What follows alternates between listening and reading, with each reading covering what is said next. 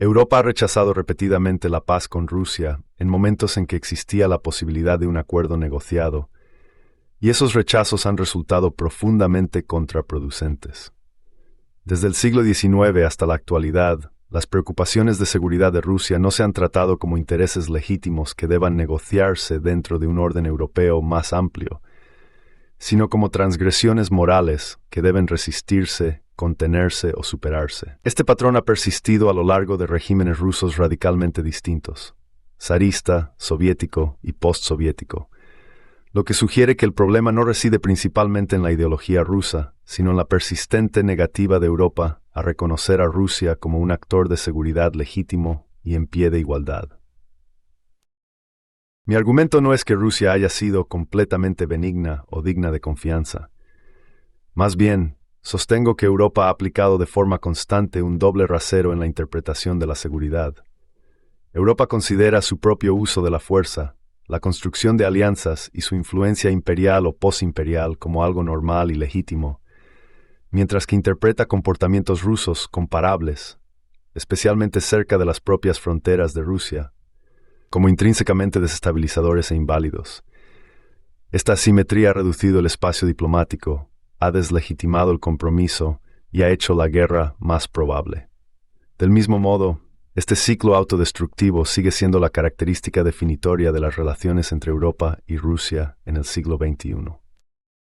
Un fallo recurrente a lo largo de esta historia ha sido la incapacidad o la negativa de Europa para distinguir entre la agresión rusa y el comportamiento ruso orientado a la búsqueda de seguridad.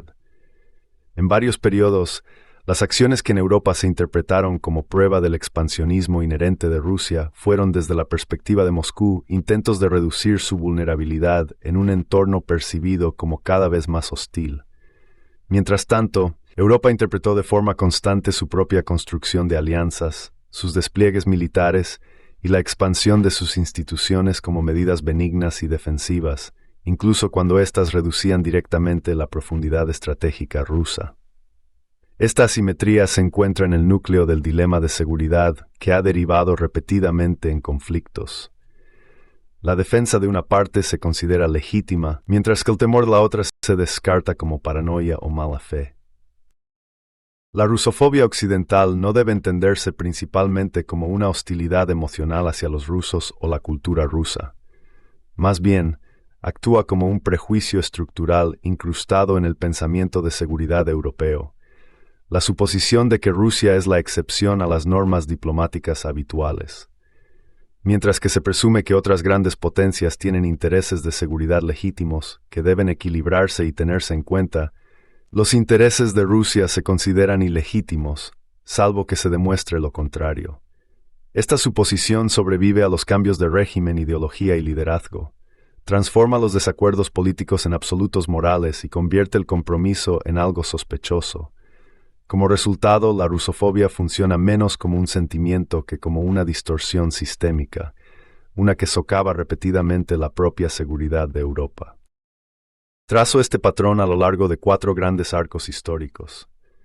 En primer lugar, examino el siglo XIX, comenzando con el papel central de Rusia en el concierto de Europa después de 1815 y su posterior transformación en la amenaza designada de Europa.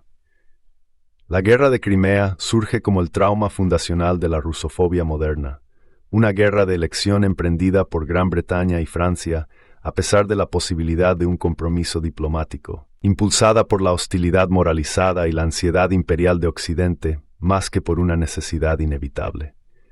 El memorando de Pogodin de 1853 sobre el doble rasero de Occidente con la famosa nota al margen del zar Nicolás I, "Este es todo el asunto", no sirve solo como una anécdota, sino como una clave analítica de los dobles raseros de Europa y de los temores y resentimientos comprensibles de Rusia.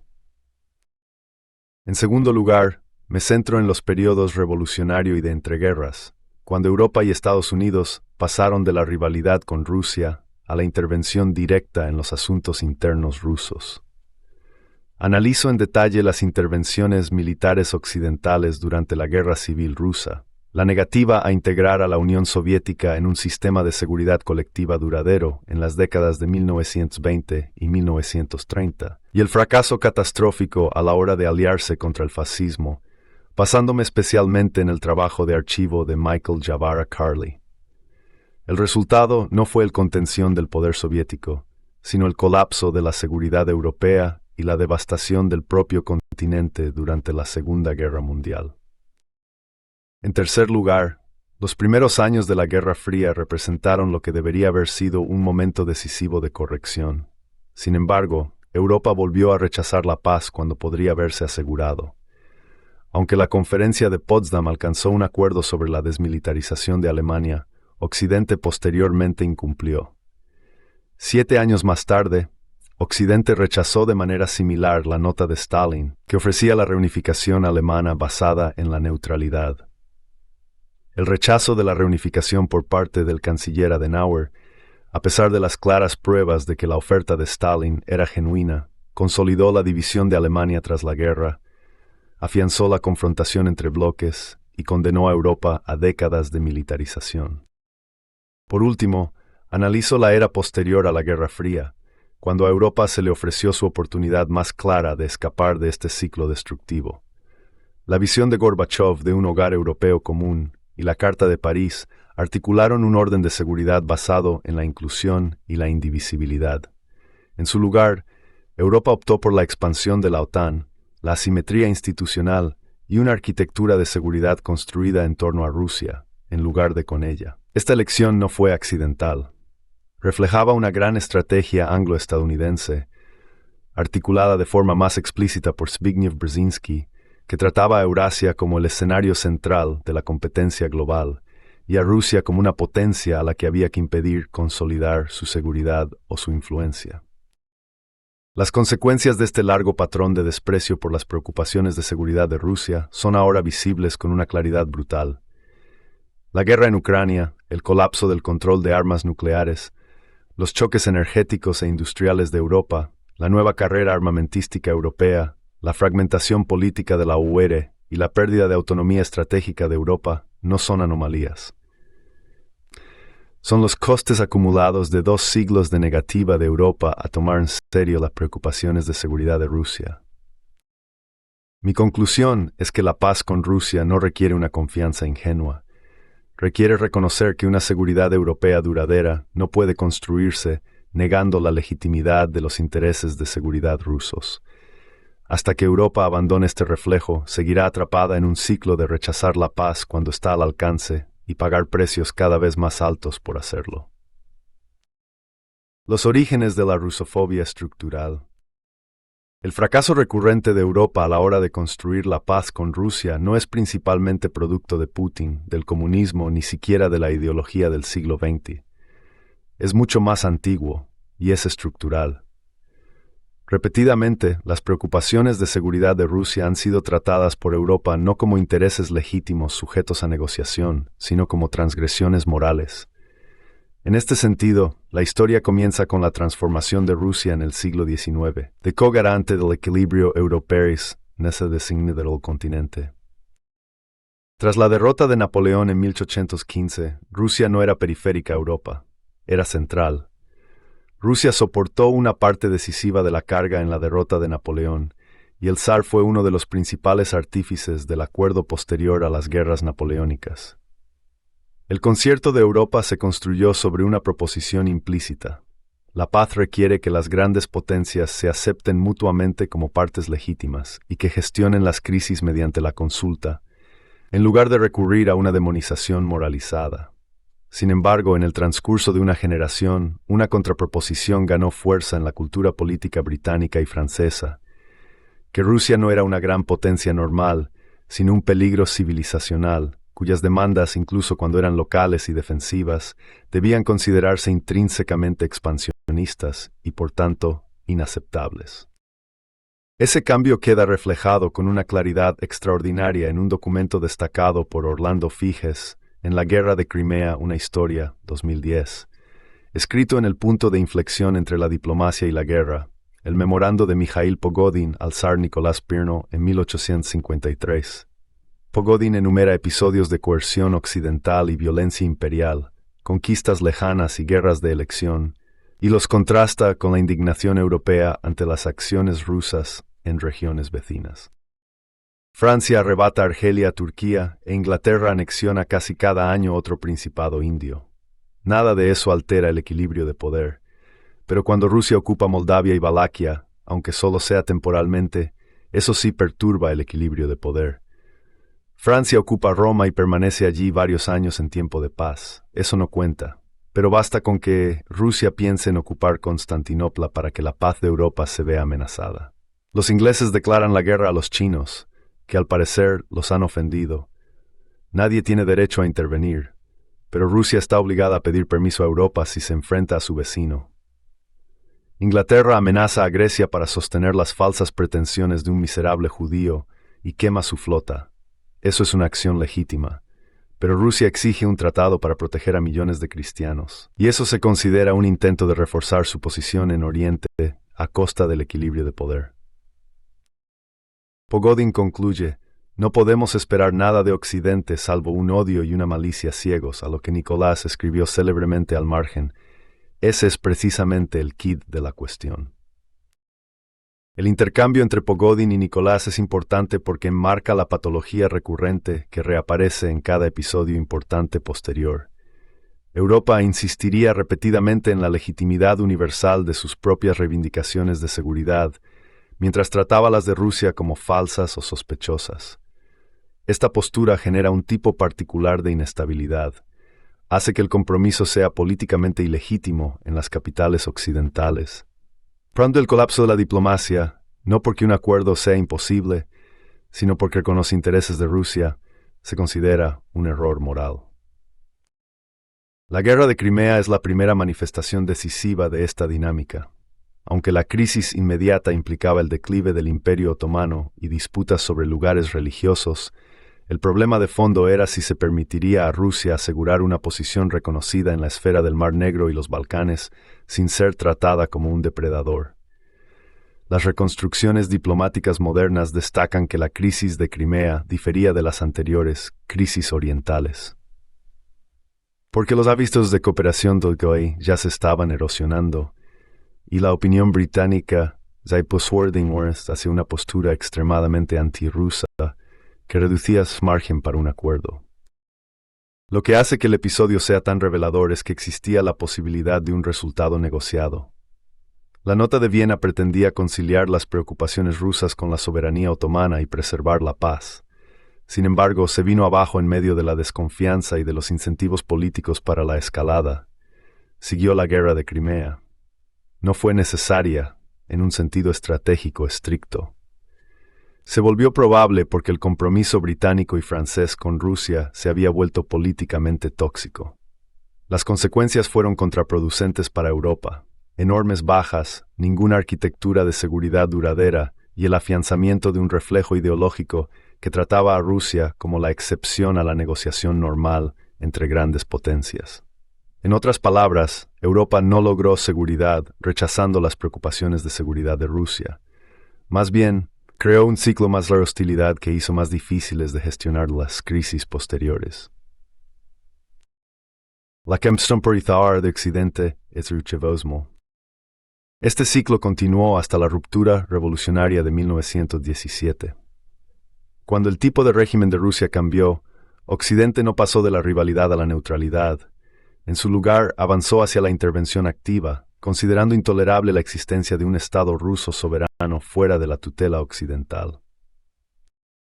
La revolución bolchevique y la posterior guerra civil dieron lugar a un conflicto complejo que involucró a rojos, blancos, movimientos nacionalistas y ejércitos extranjeros. Lo crucial es que las potencias occidentales no se limitaron a observar el resultado. Intervinieron militarmente en Rusia a lo largo de vastas regiones: el norte de Rusia, los accesos al Báltico, el Mar Negro, Siberia y el Lejano Oriente, con justificaciones que pasaron rápidamente de la logística de guerra al Kampfgimen. Se puede reconocer la justificación oficial habitual para la intervención inicial: el temor de que los suministros de guerra cayeran en manos alemanas tras la salida de Rusia de la Primera Guerra Mundial, y el deseo de reabrir un frente oriental.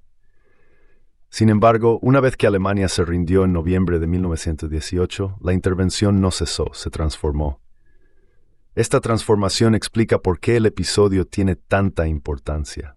Revela una disposición, incluso en Mediter für devastación del Mitgaras Central, a emplear la fuerza para moldear el futuro político interno de Rusia. America's Secret War Against Bolshevism, 1900, de David Fogelsong, publicado por UNC Press, y aún la referencia académica estándar sobre la política estadounidense, capta esto con precisión. Fogelsong presenta la intervención de Estados Unidos no como un episodio confuso y marginal, sino como un esfuerzo sostenido destinado a impedir que el bolchevismo consolidara su poder. La reciente historiografía narrativa de alta calidad ha vuelto a sacar este episodio a la luz pública.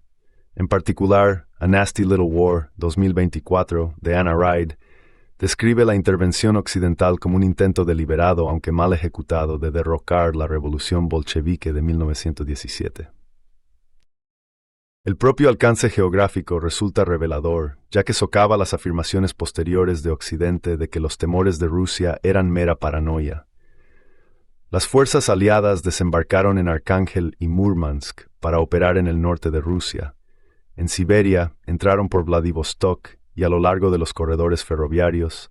Las fuerzas japonesas se desplegaron a gran escala en el lejano oriente, y en el sur se produjeron desembarcos y operaciones en torno a Odessa y Sebastopol.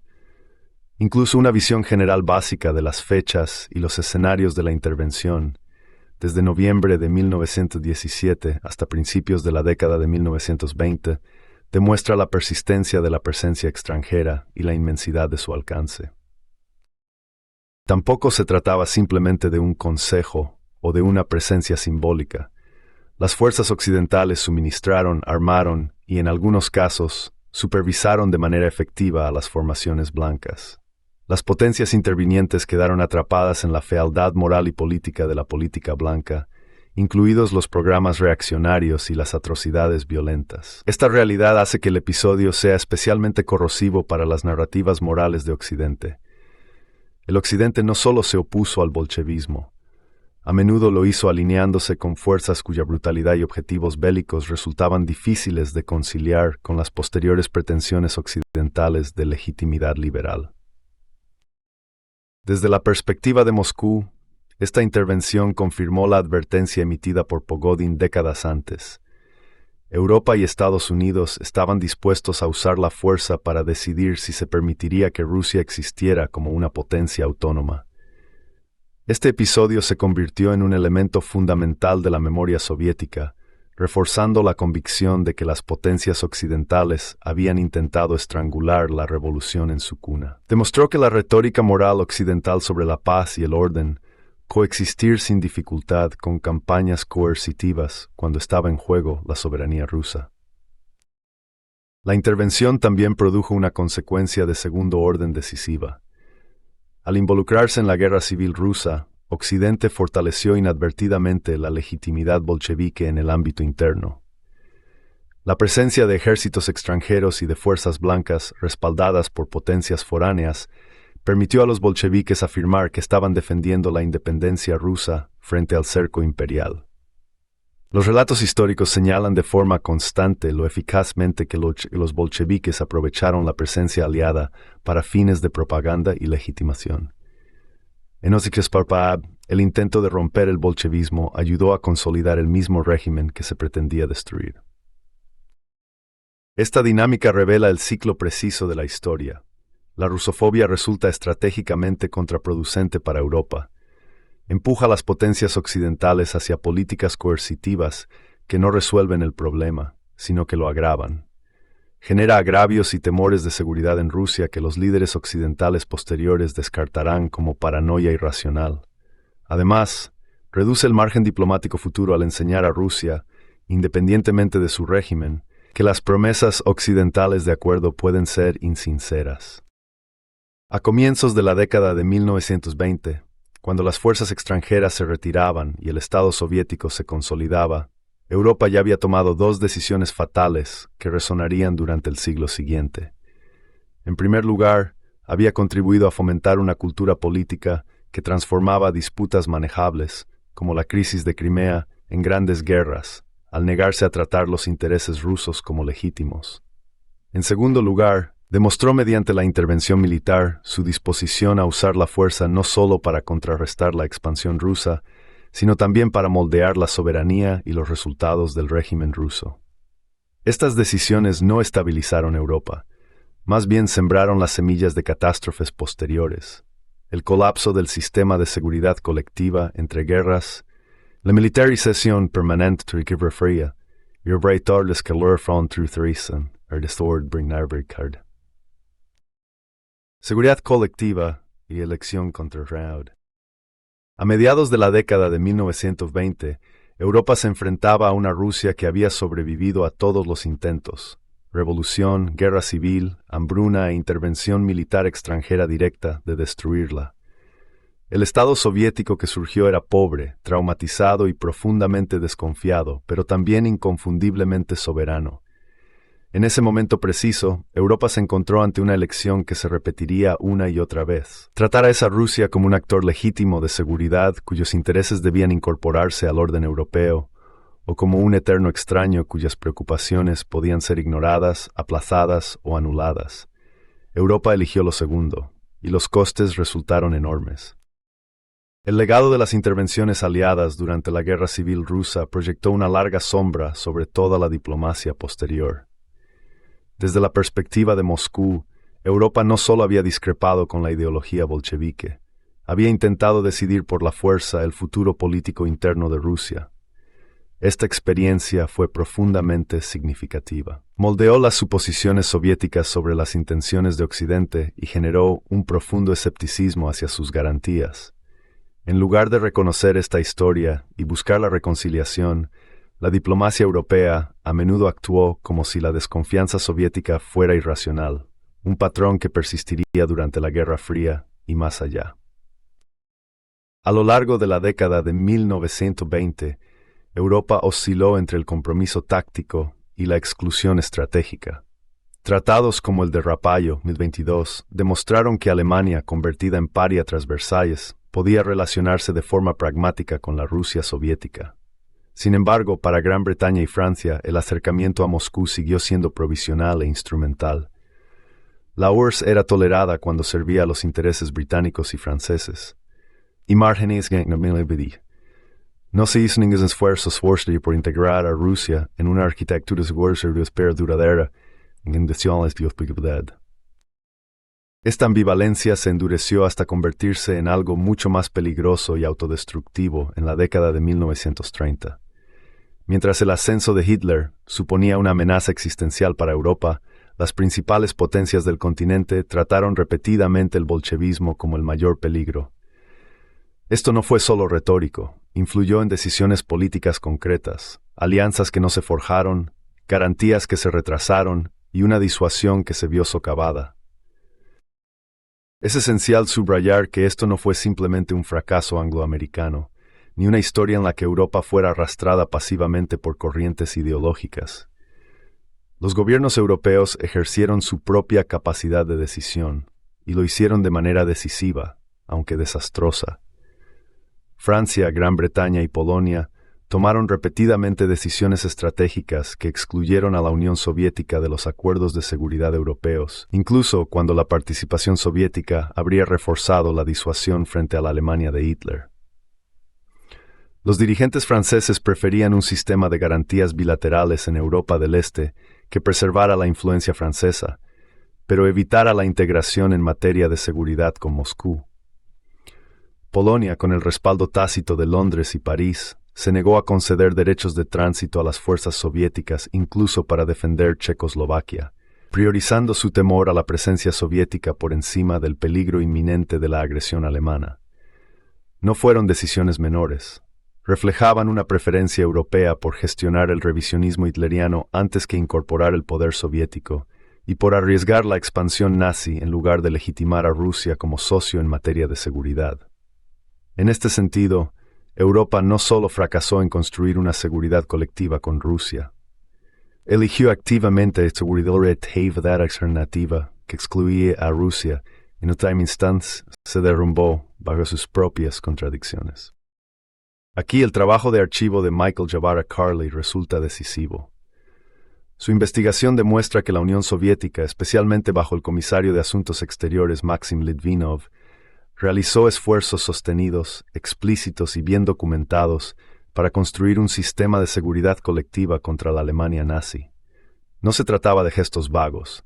Incluían propuestas de tratados de asistencia mutua, coordinación militar y garantías explícitas para estados como Checoslovaquia. Carli muestra que la entrada soviética en la Sociedad de Naciones en 1934 fue acompañada por intentos rusos genuinos de poner en práctica la disuasión colectiva, y no simplemente de buscar legitimidad.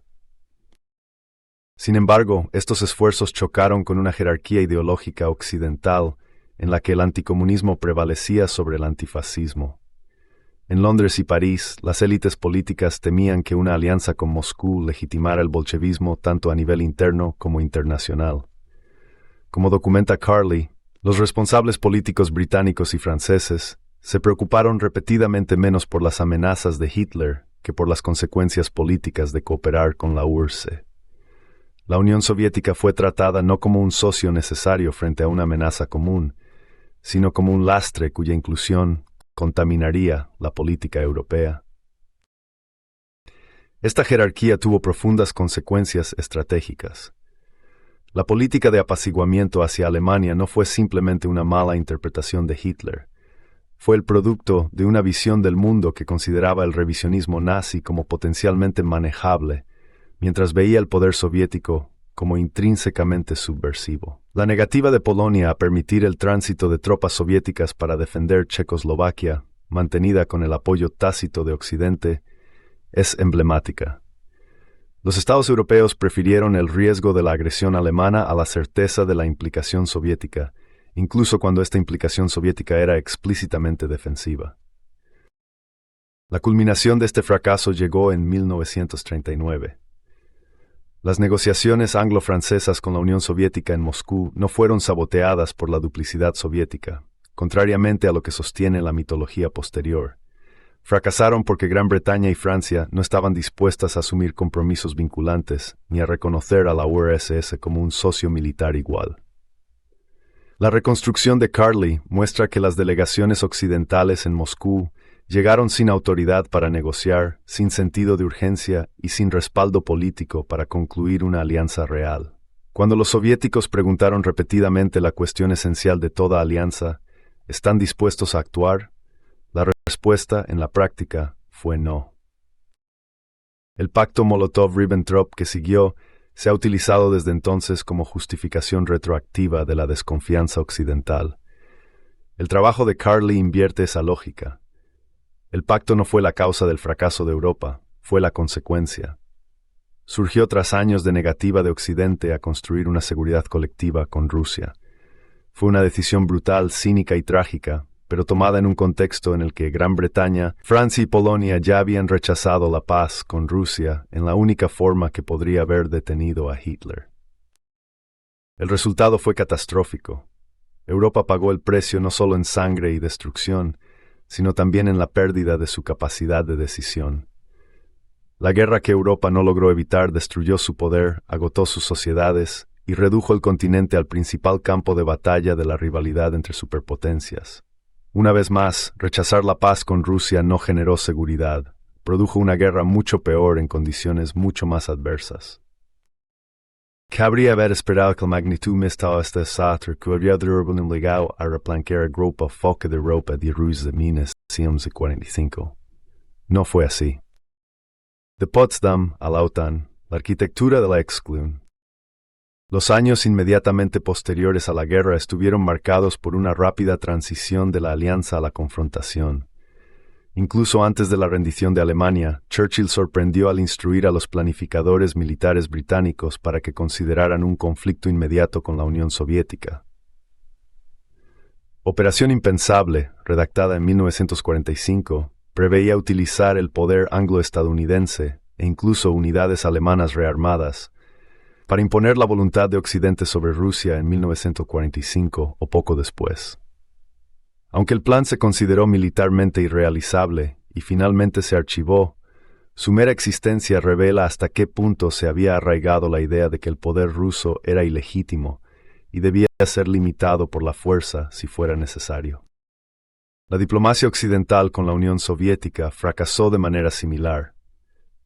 Europa debería haber reconocido que la Unión Soviética soportó el peso de la derrota de Hitler, sufriendo 27 millones de bajas, y que las preocupaciones de seguridad de Rusia respecto al rearme alemán eran completamente reales. Europa debería haber interiorizado la lección de que una paz duradera requería la acomodación explícita de las preocupaciones fundamentales de seguridad de Rusia, sobre todo la prevención de una Alemania remilitarizada que pudiera volver a amenazar las llanuras orientales de Europa.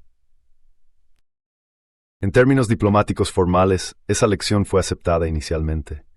En Yalta y de manera más decisiva en Potsdam, en el verano de 1945, los aliados victoriosos alcanzaron un consenso claro sobre los principios básicos que regirían la Alemania de posguerra: desmilitarización, desnazificación, democratización, descentralización económica y reparaciones. Alemania debía ser tratada como una unidad económica única. Sus fuerzas armadas debían ser desmanteladas, y su futura orientación política debía determinarse sin rearme ni compromisos de alianza. Para la Unión Soviética, estos principios no eran abstractos, eran existenciales. 2 veces en 30 años, Alemania había invadido Rusia, causando una devastación sin precedentes en la historia europea. Las pérdidas soviéticas en la Segunda Guerra Mundial dieron a Moscú una perspectiva de seguridad que no puede entenderse sin reconocer ese trauma. La neutralidad y la desmilitarización permanente de Alemania no eran monedas de cambio. Eran las condiciones mínimas para un orden posterior a la guerra estable desde el punto de vista soviético. En la conferencia de Potsdam, en julio de 1945, estas preocupaciones fueron reconocidas formalmente. Los aliados acordaron que a Alemania no se le permitiría reconstruir su poder militar. El lenguaje de la conferencia fue explícito. Alemania debía ser impedida de volver a amenazar a sus vecinos o a la paz del mundo.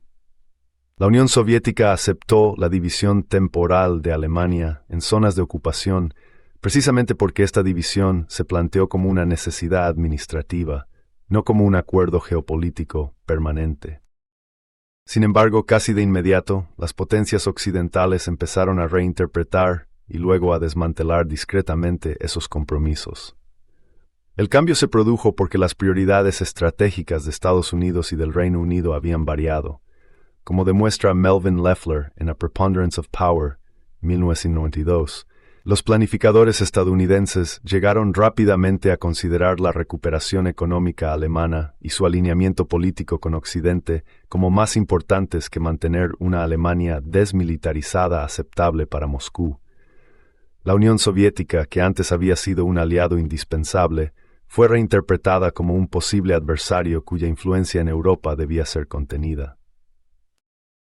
Esta reorientación precedió a cualquier crisis militar formal de la Guerra Fría.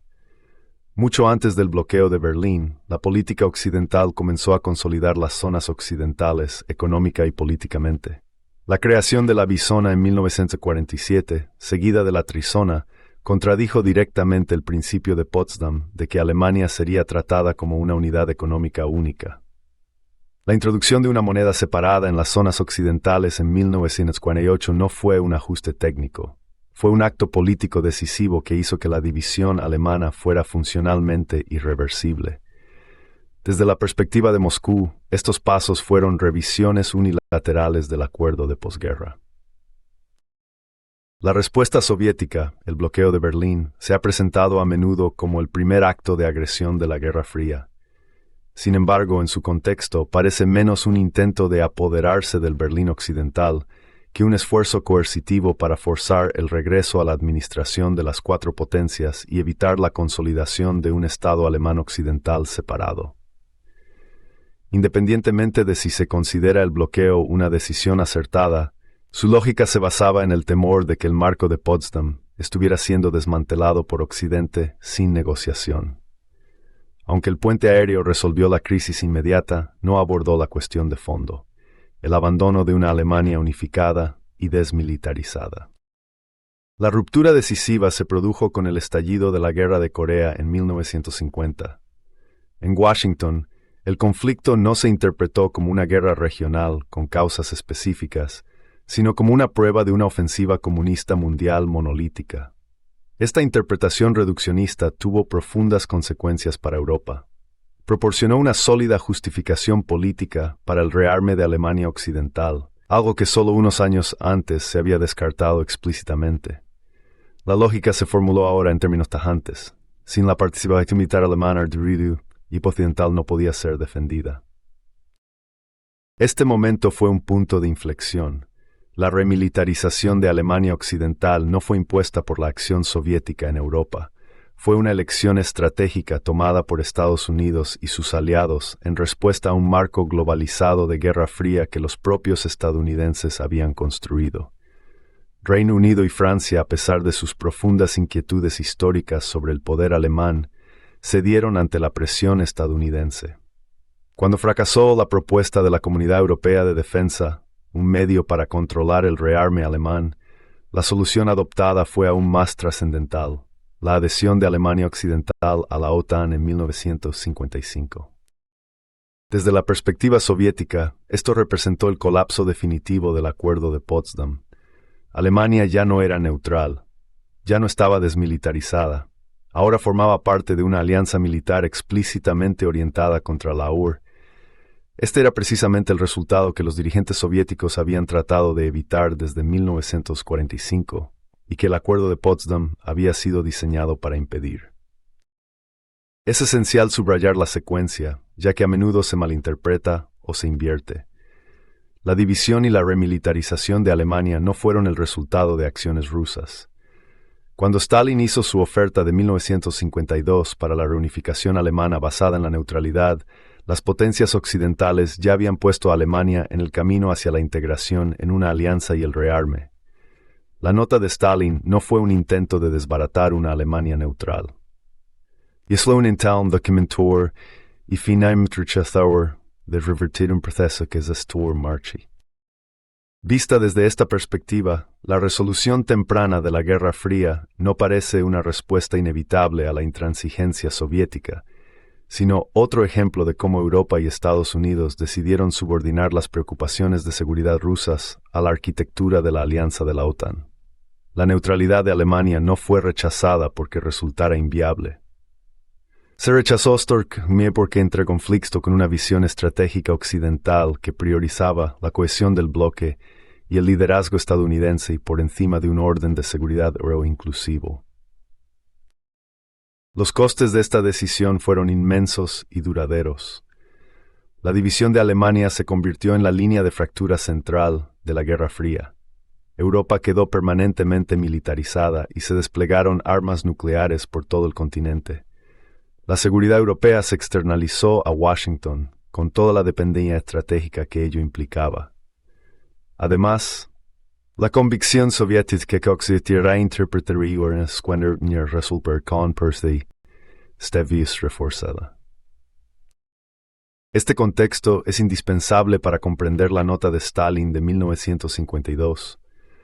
No fue un rayo caído del cielo, ni una maniobra cínica desvinculada de la historia previa. Fue una respuesta urgente a un acuerdo de posguerra que ya había sido quebrantado. Otro intento, como tantos antes y después, de asegurar la paz mediante la neutralidad, solo para ver cómo esa oferta era rechazada por Occidente. 1950 Vale la pena examinar la nota de Stalin con mayor detalle. La propuesta de Stalin de una Alemania reunificada y neutral no fue ambigua, ni tentativa, ni insincera. Como ha demostrado de forma concluyente Rolf Steininger, en La cuestión alemana, la nota de Stalin de 1952 y el problema de la reunificación 1990, Stalin propuso la reunificación alemana bajo condiciones de neutralidad permanente, elecciones libres, retirada de las fuerzas de ocupación y un tratado de paz garantizado por las grandes potencias. No se trataba de un gesto propagandístico, sino de una oferta estratégica basada en un auténtico temor soviético al rearme alemán y a la expansión de la OTAN. La investigación de archivo de Steininger resulta devastadora para la narrativa occidental estándar. Especialmente decisivo es el memorando secreto de 1955 de Sir Ivan Kirkpatrick, en el que informa de la admisión del embajador alemán de que el canciller Adenauer sabía que la nota de Stalin era auténtica. Adenauer la rechazó de todos modos. No temía la mala fe soviética, sino la democracia alemana. Le preocupaba que un futuro gobierno alemán pudiera optar por la neutralidad y la reconciliación con Moscú, socavando así la integración de Alemania Occidental en el bloque occidental. En esencia, la paz y la reunificación fueron rechazadas por Occidente no porque fueran imposibles, sino porque resultaban políticamente inconvenientes para el sistema de alianzas occidental. Como la neutralidad amenazaba la arquitectura emergente de la OTAN, tuvo que ser descartada como una trampa. Las élites europeas no fueron simplemente coaccionadas para alinearse con el Atlántico, lo adoptaron activamente. El rechazo del canciller Adenauer a la neutralidad alemana no fue un acto aislado de deferencia hacia Washington, sino que reflejaba un consenso más amplio entre las élites de Europa Occidental, que preferían la tutela estadounidense a la autonomía estratégica y a una Europa unificada. La neutralidad amenazaba no solo la arquitectura de la OTAN, sino también el orden político de posguerra, en el que estas élites obtenían seguridad, legitimidad y reconstrucción económica bajo el liderazgo de Estados Unidos. Una Alemania neutral habría obligado a los estados europeos a negociar directamente con Moscú como iguales, en lugar de operar dentro de un marco dirigido por Estados Unidos que los protegía de tal compromiso. En este sentido, el rechazo europeo de la neutralidad fue también un rechazo de la responsabilidad. El atlantismo ofrecía seguridad sin las cargas de la coexistencia diplomática con Rusia, incluso al precio de la división permanente de Europa y la militarización del continente. En marzo de 1954, la Unión Soviética solicitó unirse a la OTAN, argumentando que de ese modo la organización se convertiría en una institución para la seguridad colectiva europea. Estados Unidos y sus aliados rechazaron de inmediato la solicitud, alegando que ello debilitaría la alianza e impediría la adhesión de Alemania a la OTAN. Estados Unidos y sus aliados, incluida la propia Alemania Occidental, volvieron a rechazar la idea de una Alemania neutral y desmilitarizada, así como la de un sistema de búsqueda europeo, basado en la seguridad colectiva en bloques milíes. El Tratado del Estado austriaco de 1955 puso aún más de manifiesto el cinismo de esta lógica. Austria aceptó la neutralidad, las tropas soviéticas se retiraron y el país se volvió estable y próspero. Los dominós geopolíticos previstos no cayeron. El modelo austriaco demuestra que lo que se logró allí podría haberse logrado en Alemania, poniendo fin potencialmente a la Guerra Fría décadas antes. La diferencia entre Austria y Alemania no residía en la viabilidad, sino en la preferencia estratégica. Europa aceptó la neutralidad en Austria, donde no amenazaba el orden hegemónico liderado por Estados Unidos, pero la rechazó en Alemania, donde sí lo hacía. Las consecuencias de estas decisiones fueron inmensas y duraderas. Alemania permaneció dividida durante casi 4 décadas. El continente se militarizó a lo largo de una línea de fractura que atravesaba su centro y se desplegaron armas nucleares por todo el suelo europeo. La seguridad europea pasó a depender del poder y de las prioridades estratégicas de Estados Unidos, convirtiendo al continente, una vez más, en el principal escenario de la confrontación entre grandes potencias. Para 1955 el patrón ya estaba firmemente establecido. Europa solo aceptaría la paz con Rusia cuando ésta se ajustara sin fisuras a la arquitectura estratégica occidental liderada por Estados Unidos. Cuando la paz exigía una verdadera consideración de los intereses de seguridad rusos, neutralidad alemana, no alineamiento, desmilitarización o garantías compartidas, se rechazaba sistemáticamente. Las consecuencias de esta negativa se desarrollarían a lo largo de las décadas siguientes. Los 30 años de rechazo a las preocupaciones de seguridad de Rusia. Si alguna vez hubo un momento en que Europa pudo haber roto de forma decisiva con su larga tradición de rechazar la paz con Rusia, fue al final de la Guerra Fría. A diferencia de 1815-19 o 1945, no fue un momento impuesto únicamente por la derrota militar. Fue un momento definido por la elección. La Unión Soviética no se derrumbó bajo una lluvia de fuego de artillería. Se retiró y se desarmó unilateralmente. Bajo Mikhail Gorbachov, la Unión Soviética renunció al uso de la fuerza como principio organizador del orden europeo. Tanto la Unión Soviética como posteriormente Rusia, bajo Boris Yeltsin, aceptaron la pérdida del control militar sobre Europa Central y Oriental y propusieron un nuevo marco de seguridad basado en la inclusión en lugar de en bloques rivales. Lo que siguió no fue imaginación rusa, un fracaso de Europa y del sistema atlántico liderado por Estados Unidos para tomarse en serio esa oferta. El concepto de Mikhail Gorbachov de una casa común europea no fue un mero recurso retórico. Era una doctrina estratégica basada en el reconocimiento de que las armas nucleares habían vuelto suicida la política tradicional del equilibrio de poder. Gorbachov imaginaba una Europa en la que la seguridad fuera indivisible, donde ningún Estado aumentara su seguridad a expensas de otro, y donde las estructuras de alianzas de la Guerra Fría cedieran gradualmente ante un marco paneuropeo. Su discurso de 1989 ante el Consejo de Europa en Estrasburgo hizo explícita esta visión, destacando la cooperación, las garantías de seguridad mutua y el abandono de la fuerza como instrumento político. La Carta de París para una nueva Europa, firmada en noviembre de 1990, codificó estos principios, comprometiendo a Europa con la democracia, los derechos humanos y una nueva era de seguridad cooperativa. En ese momento, Europa se enfrentaba a una elección fundamental. Podía tomarse en serio esos compromisos y construir una arquitectura de seguridad centrada en la OSCE, en la que Rusia fuera un participante en pie de igualdad, un garante de la paz en lugar de un objeto de contención. O bien podía conservar la jerarquía institucional de la Guerra Fría mientras abrazaba retóricamente los ideales de la posguerra fría. Europa eligió lo segundo. La OTAN no se disolvió, no se transformó en un foro político ni se subordinó a una institución paneuropea de seguridad. Al contrario, se amplió. La justificación ofrecida públicamente fue defensiva. La ampliación de la OTAN estabilizaría Europa del Este, consolidaría la democracia y evitaría un vacío de seguridad.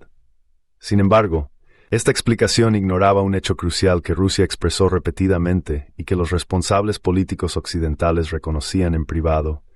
La expansión de la OTAN afectaba directamente a las preocupaciones fundamentales de seguridad de Rusia, no de forma abstracta, sino geográfica, histórica y psicológicamente. La controversia sobre las garantías dadas por Estados Unidos y Alemania durante las negociaciones de la reunificación alemana ilustra un problema más profundo. Los líderes occidentales insistieron después en que no se habían hecho promesas jurídicamente vinculantes sobre la expansión de la OTAN, ya que ningún acuerdo se había plasmado por escrito. Sin embargo, la diplomacia no funciona solo mediante tratados firmados, sino también a través de expectativas, entendimientos y buena fe. Los documentos desclasificados y los testimonios de la época confirman que los dirigentes soviéticos fueron informados en repetidas ocasiones de que la OTAN no se movería hacia el este más allá de Alemania. Estas garantías condicionaron la aquiescencia soviética a la reunificación alemana, una concesión de enorme importancia estratégica. Cuando la OTAN se expandió de todos modos, inicialmente a instancias de Estados Unidos, Rusia no lo percibió como un simple ajuste legal, sino como una profunda traición al acuerdo de reunificación en IM. Con el tiempo, los gobiernos europeos fueron asumiendo cada vez más la expansión de la OTAN como un proyecto europeo, y no simplemente estadounidense. La reunificación alemana dentro de la OTAN se convirtió en el modelo, no en la excepción. La ampliación de la UE y la de la OTAN avanzaron de forma paralela, reforzándose mutuamente y desplazando otras opciones de seguridad, como la neutralidad o la no alineación. Incluso Alemania, con su tradición de Ostpolitik y sus crecientes vínculos económicos con Rusia, fue subordinando progresivamente sus políticas de acomodación a la lógica de la alianza. Los líderes europeos presentaron la expansión como un imperativo moral más que como una elección estratégica, protegiéndola así del escrutinio y deslegitimando las objeciones rusas. Al hacerlo, Europa renunció a gran parte de su capacidad para actuar como un actor de seguridad independiente, atando su destino cada vez más estrechamente a una estrategia atlántica que privilegiaba la expansión sobre la estabilidad. Aquí es donde el fracaso de Europa se vuelve más evidente. En lugar de reconocer que la expansión de la OTAN contradecía la lógica de la seguridad indivisible articulada en la Carta de París, los líderes europeos trataron las objeciones rusas como ilegítimas, como restos de una nostalgia imperial más que como expresiones de una auténtica preocupación por la seguridad. Se invitó a Rusia a consultar, pero no a decidir. El acta fundacional OTAN-Rusia de 97 institucionalizó esta asimetría. Diálogo sin veto ruso, asociación sin paridad rusa. La arquitectura de la seguridad europea se estaba construyendo en torno a Rusia, y a pesar de Rusia, no con Rusia. La advertencia de George Kennan en 1997 de que la expansión de la OTAN sería un error fatal captó el riesgo estratégico con una claridad notable. Kennan no sostenía que Rusia fuera virtuosa, argumentaba que humillar y marginar a una gran potencia en un momento de debilidad generaría resentimiento, revanchismo y militarización. Su advertencia fue descartada como un realismo anticuado, pero la historia posterior ha confirmado su lógica punto por punto. El fundamento ideológico de este rechazo puede encontrarse explícitamente en los escritos de Zbigniew Brzezinski. En The Grand Chessboard, 1997, y en su ensayo en Foreign Affairs, A Geostrategy for Eurasia, 1997, Brzezinski articuló una visión de la primacía estadounidense basada en el control de Eurasia. Sostenía que Eurasia era el supercontinente axial, y que la dominación global de Estados Unidos dependía de impedir la aparición de cualquier poder capaz de dominarlo.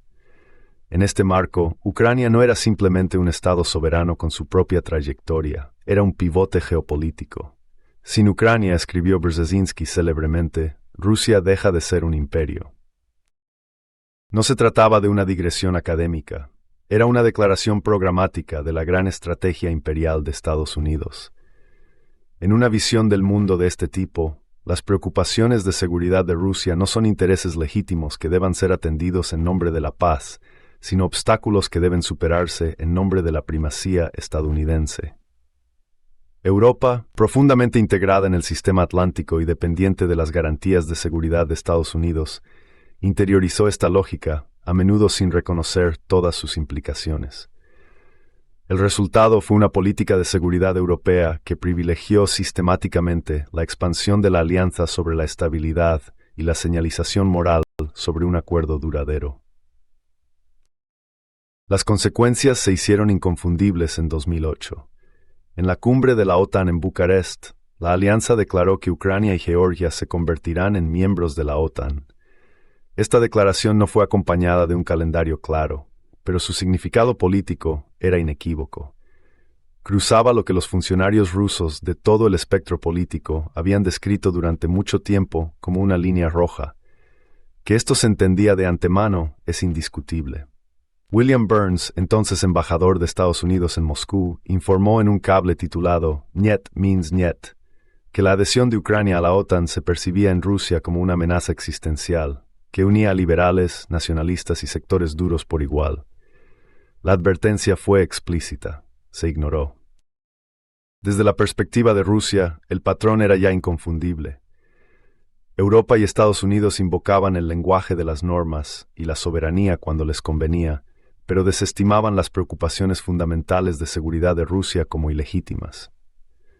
La lección que Rusia extrajo fue la misma que había aprendido tras la guerra de Crimea, tras las intervenciones aliadas, tras el fracaso de la seguridad colectiva y tras el rechazo de la nota de Stalin. La paz solo de fatigues als justicia que preservar desde una forma sección. La crisis que estalló en Ucrania en 2014 no fue por tanto una aberración, sino una culminación. El levantamiento del Maidán, el colapso del gobierno de Yanukovych, la anexión de Crimea por parte de Rusia y la guerra en el Donbass se desarrollaron dentro de una arquitectura de seguridad ya llevada al límite. Estados Unidos fomentó activamente el golpe que derrocó a Yanukovych, incluso conspirando entre bastidores sobre la composición del nuevo gobierno. Cuando la región del Donbass se alzó en oposición al golpe del Maidán, Europa respondió con sanciones y condenas diplomáticas, presentando el conflicto como una simple fábula moral. Sin embargo, incluso en esa fase, era posible un acuerdo negociado. Los acuerdos de Minsk, en particular el Minsk II de 2015, ofrecían un marco para la desescalada del conflicto, la autonomía del Donbass y la relación de Ucrania y Rusia dentro de un orden económico europeo ampliado. Minsk II representó un reconocimiento, aunque fuera a regañadientes, de que la paz exigía compromiso y de que la estabilidad de Ucrania dependía de abordar tanto las divisiones internas como las preocupaciones de seguridad externas.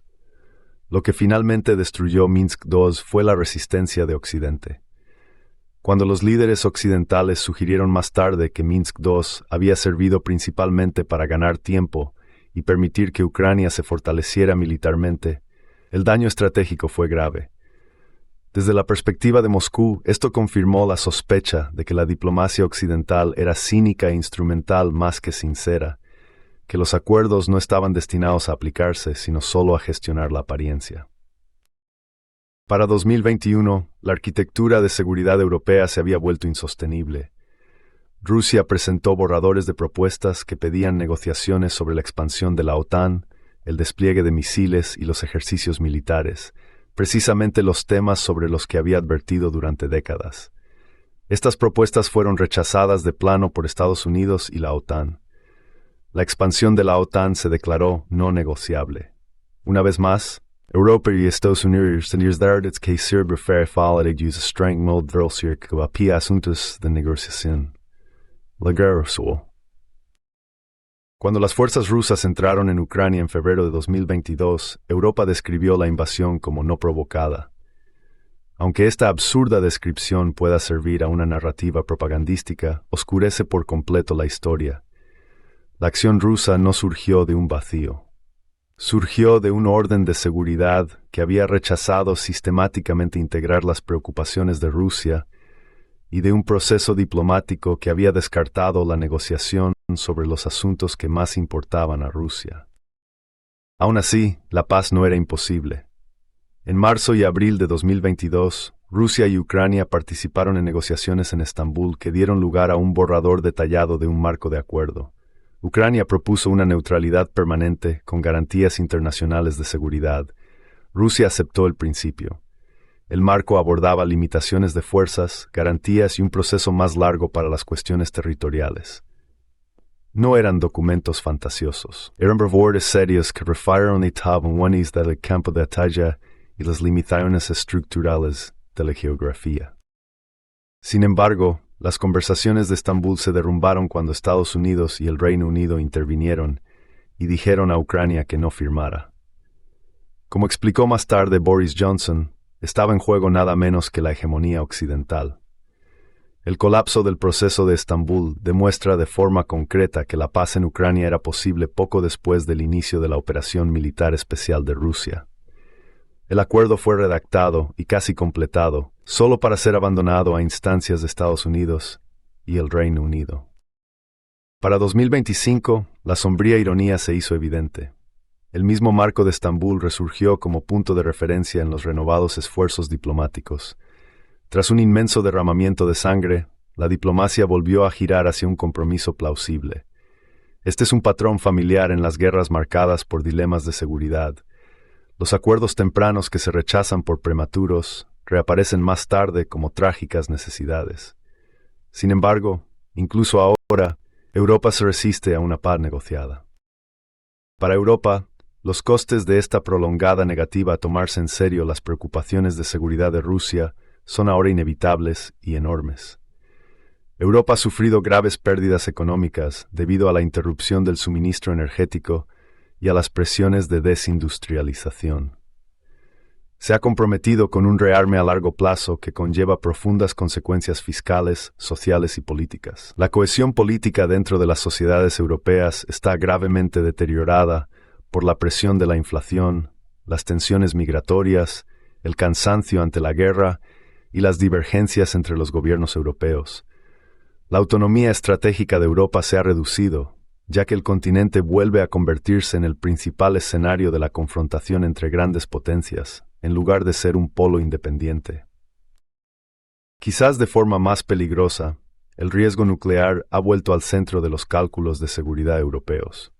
Por primera vez desde la Guerra Fría, las poblaciones europeas vuelven a vivir bajo la sombra de una posible escalada entre potencias con armas nucleares. Esto no es solo el resultado de un fracaso moral, es el resultado de la negativa estructural de Occidente, que se remonta a la época de Pogodin, a reconocer que la paz en Europa no puede construirse negando las preocupaciones de seguridad de Rusia. La paz solo puede construirse negociándolas. La tragedia de la negación europea de las preocupaciones de seguridad de Rusia es que se vuelve autorreforzante. Cuando las preocupaciones rusas sobre su seguridad se descartan como ilegítimas, los dirigentes rusos tienen menos incentivos para recurrir a la diplomacia y más incentivos para cambiar los hechos sobre el terreno. Los responsables políticos europeos interpretan entonces esas acciones como una confirmación de sus sospechas iniciales, en lugar de verlas como el resultado totalmente previsible de un dilema de seguridad que ellos mismos crearon y luego negaron. Con el tiempo, esta dinámica reduce el espacio diplomático hasta que la guerra parece para muchos no una elección, sino una inevitabilidad. Sin embargo, esa inevitabilidad es fabricada. No surge de una hostilidad inmutable, sino de la persistente negativa europea o UK a reconocer que una parte exige de tener fe que temores es la otra parte decide, incluso cuando esos temores resultan incómodos. La tragedia es que Europa ha pagado repetidamente un alto precio por esta negativa. Pagó en la guerra de Crimea y sus consecuencias, en las catástrofes de la primera mitad del siglo XX y en las décadas de división de la Guerra Fría. Y está pagando de nuevo ahora. La rusofobia no ha hecho que Europa sea más segura. La ha hecho más pobre, más dividida, más militarizada y más dependiente del poder externo. La ironía añadida es que aunque esta rusofobia estructural no ha debilitado a Rusia a largo plazo, sí ha debilitado repetidamente a Europa. Al negarse a tratar a Rusia como un actor de seguridad normal, Europa ha contribuido a generar la misma inestabilidad que teme, mientras asume crecientes costes en vidas, recursos, autonomía y cohesión. Cada ciclo termina del mismo modo, con un reconocimiento tardío de que la paz requiere negociación después de que ya se haya producido un daño inmenso. La lección que Europa aún no ha asimilado es que reconocer las preocupaciones de seguridad de Rusia no es una concesión al poder, sino un requisito previo para evitar sus usos destructivos. La lección, escrita con sangre a lo largo de 2 siglos, no es que Rusia o cualquier otro país deban ser dignos de confianza en todos los aspectos. Es que a Rusia y a sus intereses de seguridad hay que tomarlos en serio. Europa ha rechazado la paz con Rusia repetidamente, no porque fuera inalcanzable, sino porque reconocer las preocupaciones de seguridad de Rusia se consideró erróneamente ilegítimo. Hasta que Europa abandone ese reflejo, se seguirá atrapada en un ciclo de confrontación autodestructiva. Rechaza la paz cuando es posible y soportando los costes mucho después.